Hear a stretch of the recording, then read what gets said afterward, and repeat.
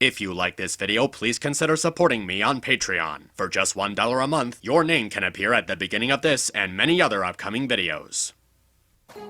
Then we hang perfect things on perfect moss pile and... You smash it!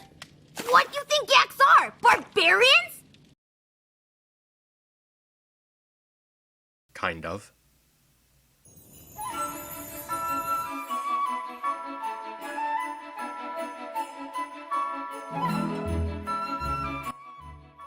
The Hearth Swarming Club is the next holiday-themed episode, not airing during the holidays, but this time it's about the Student 6. And for an episode that has a pretty basic premise, it manages to be one of the best episodes that Season 8 has had in a long while. I'm really happy that we finally got an episode that not only focuses solely on the Student 6, but also handles its subject matter really gracefully.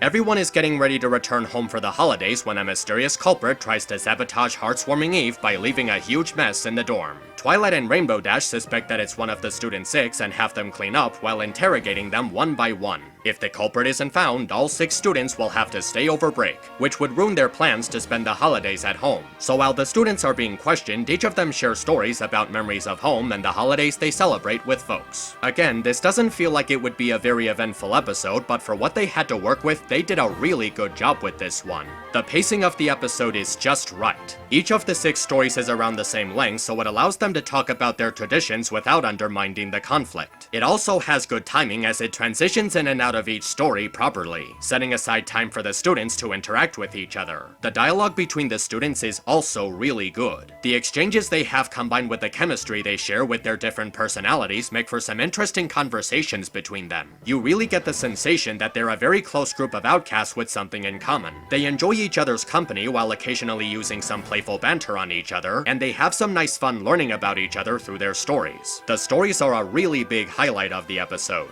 Each of them adds some interesting insight on the characters and even includes some detail in their individual cultures, except for Sandbar's because it was generic and boring. Ocella's story shows a bit of how the changelings have adjusted to Chrysalis leaving. It's very unlikely that they allowed them to celebrate anything except for her birthday, so seeing them freely get to have a celebration of their own shows how they've really been improving as a people. Plus, it's also just so silly and adorable. The way Ocella's and her family take Twilight's list literally has a nice sense of humor to it, and it even manages to be touching in a way. Despite misunderstanding the holidays and its traditions, they're still having fun and bonding as a family, which is obviously the most important part. And the way they get to create their own traditions and have something new to be proud of really shows how they've been recovering from the shift in power. The other stories are nice too, though some of them are more interesting than others. Yona's story is a simple but pretty cute scene where we get to see what's probably a yak's way of some kind of rite of passage, with the braiding of her hair symbolizing how she's entered adulthood or at least something similar to that.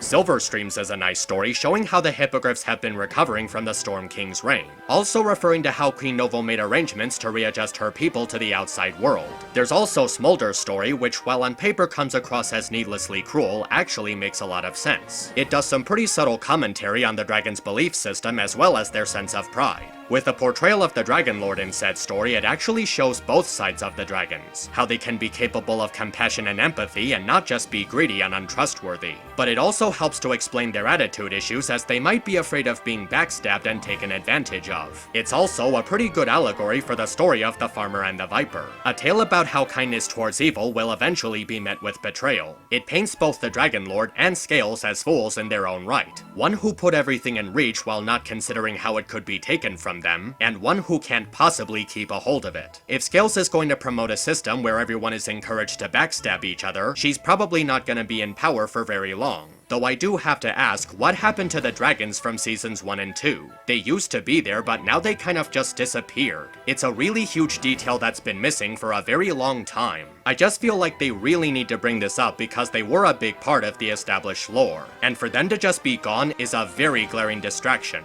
It all leads up to Gala's story and his confession that he was the one who made the mess. Yeah, I don't think I'm giving anything away when I say that. But to the episode's credit, they actually do give some pretty good hints about it. In the beginning, he's the only one in the group who doesn't look happy to be going home and is also shown to be very puzzled by asking what a cousin is. The closest thing that Griffins have to a holiday is just a normal day where they attempt to be less dickish, and it's revealed that Gallus doesn't have a family.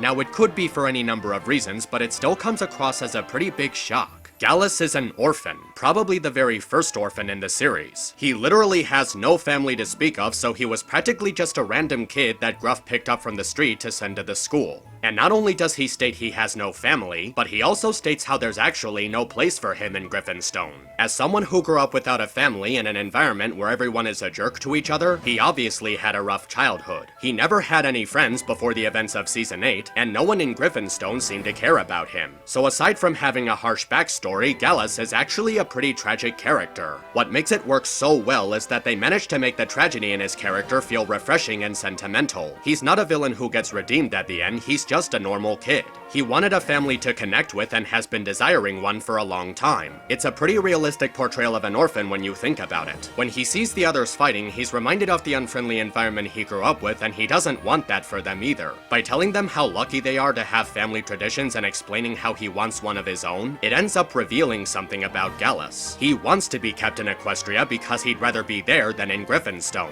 The people there are a lot more compassionate, and he ended up forming a very strong bond with a group of outcasts. He didn't want to go home because he'd rather stay at the school and make that his home. He wants to relocate to Equestria and start a new life there, and that's because it's where his new family is. His group of friends. He's finally found people who think about him, care about him, people he can put his trust in and open himself up to. He doesn't want to leave them because he'll be alone again. Despite being chosen to be brought to the school completely by accident, his life ended up turning out to be much better because of it. That is very touching writing. What helps to make Gallus's backstory so great is how the episode builds up to it and how it adds to the dynamic of his friendship with the other students. The timing of the reveal is just right, and the way the episode gets you to sympathize with him doesn't feel in any way patronizing. Not only that, but it ends up adding so much to his character. He's a tough guy who's a softie at heart, and very different from every other Griffin we've seen in the show so far. He's better at managing his emotions and expresses a very middle ground personality. He's nicer than the average Griffin, but doesn't resist extinguishment by the unfriendliness of others. He doesn't have a heart and soul, but still feels self-conscious about how he's perceived by others. He puts on a mask of aloofness and sarcasm to hide his sensitivity, and he kept it on for so long to hide the pain of being alone. With all of this combined, it makes his friendship with the Student 6 a lot more meaningful. The episode teaches the lesson that friends can also be your family, and the way the episode is developed using Gallus as a means to deliver that moral really works. The moral and the story complement each other perfectly because we see why Gallus would value his friendship with the other students, why he would want to stay with them, and why he values them enough to be honest with them. It makes me respect him so much more, making him one of my favorite new characters in the show. And with Gallus, the episode handled a mature topic in a very dignified way.